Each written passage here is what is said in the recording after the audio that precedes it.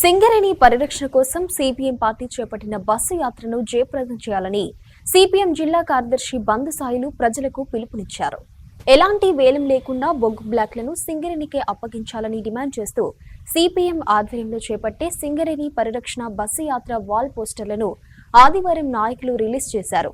ఈ సందర్భంగా బంధు సాయిలు మాట్లాడుతూ సిపిఎం పార్టీ ఆధ్వర్యంలో చేపట్టిన సింగరేణి పరిరక్షణ బస్సు యాత్రను జయప్రదం చేయాలని కోరారు.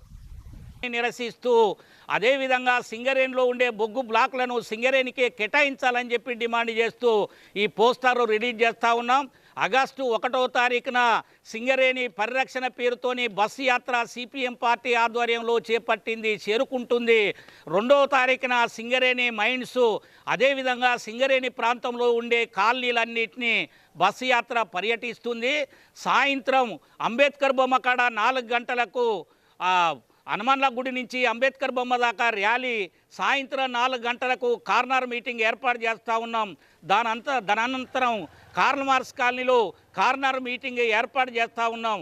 ఈ కార్యక్రమాలన్నింటినీ సకల జనులు విజయవంతం చేయాల్సిందిగా ప్రజలందరికీ విజ్ఞప్తి చేస్తూ ఉన్నాం.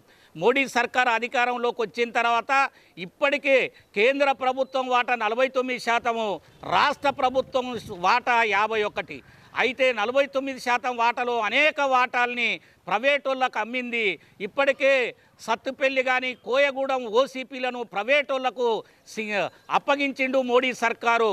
మరొక్కసారి ఈ శ్రావణపల్లి బొగ్గు బ్లాక్ను కూడా ప్రైవేటోళ్ళకు అప్పగించడానికి తెలంగాణ రాష్ట్రం నుంచి మంత్రి గుండి ఎంపీగా ఉన్నటువంటి కిషన్ రెడ్డి వేలంపాట వేసిండు.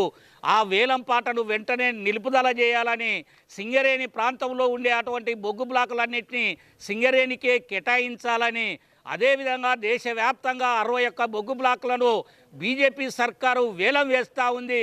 వాటన్నిటిని వెంటనే నిలుపుదల చేయాల్సినటువంటి అవసరం ఉంది. ఇక్కడ సింగరేణి ఉంది, కాంట్రాక్ట్ కార్మికులు, పర్మనెంట్ కార్మికులు కష్టపడి పనిచేసి ఉత్పత్తి తీసి ఉత్పాదకత పెంచి లాభాలు తెప్పించినటువంటి దాంట్లో 49,000 కోట్ల రూపాయలని కేంద్ర ప్రభుత్వానికి డివిడెంట్ రూపంలో ఇచ్చింది. రాష్ట్ర ప్రభుత్వానికి 30,000 కోట్ల రూపాయలు అప్పుల రూపంలో సింగరేణి ఇచ్చింది.